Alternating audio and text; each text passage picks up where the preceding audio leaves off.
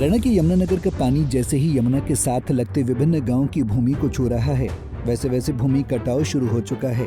आपको बता दें कि अब तक करोड़ों की भूमि यमुना में समा चुकी है। भूमि कटाव क्यों होता है, क्या इसे रोका जा सकता है, जानने के लिए ये वीडियो आपको पूरी देखनी होगी।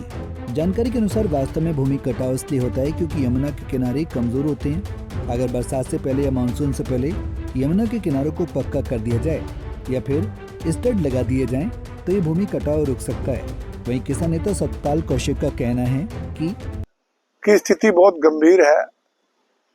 विशेषकर यदि सितंबर माह में बाढ़ आती है तो उससे किसानों का काफी नुकसान होता है, क्योंकि फसल कुछ पक चुकी होती है, कुछ पकने को तैयार हो जाती है। उस समय अगर बाढ़ आए तो भारी नुकसान होता है। यमुना में इस बार काफी पानी आया है, 3.5 लाख कल क्रॉस कर चुका था और जमीन का कटाव बहुत जोरों पे हो रहा है। यमुनानगर की अगर मैं बात करूं तो यहाँ सोम ने और यमुना ने बहुत इस बार तबाही मचाई है। सैकड़ों एकड़ जमीन यमुना में समा चुकी है, उसमें पॉपुलर खड़ा था, फसलें खड़ी थी, किसानों को बहुत नुकसान हुआ है। अगर मैं कहूँ ये सारा लापरवाही के कारण हुआ है।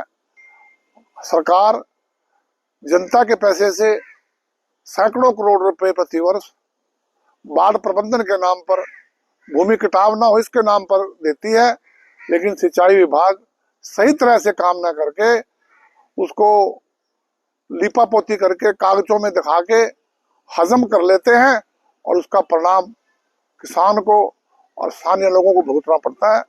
मेरी सरकार से मांग है कि जो भूमि कटाव हो रहा है इसको रोकथाम के लिए भीषण कदम उठाए जाएं और जिन किसानों का भूमि कटाव हुआ है, जिनकी जमीन खत्म हो चुकी है, उनको कम से कम 15 लाख रुपए प्रति एकड़ दिया जाए और जिन किसानों की फसलें पकी हुई खराब हुई है उनको प्रति एकड़ 50,000 रुपए का मुआवजा दिया जाए।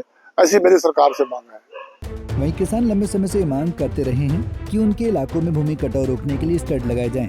उत्तर प्रदेश में तो अधिकांश इलाकों में स्टड लगा दिए गए, लेकिन हरियाणा ने अपने इलाकों में ये कार्य नहीं किया, जिसके चलते हर बार करोड़ की भूमि यमुना में समा जाती है, फसलें तबाह हो जाती हैं। आप जो तस्वीर देख रहे हैं वो यमुनानगर के कमालपुर की है। छछरौली के रुकाली गांव की तस्वीर देखिए, जिसमें शमशान घाट की सोम नदी में समा गया।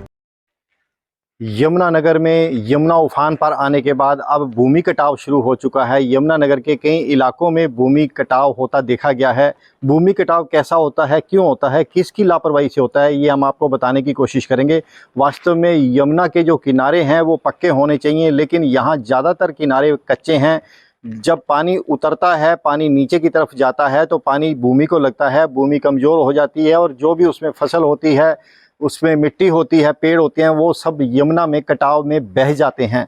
यह नज़ारा यमुनानगर के कमालपुर का है। इसके अलावा ककराली गांव है, इसके अलावा कुछ और गांव है जहां भूमि कटाव लगातार हो रहा है।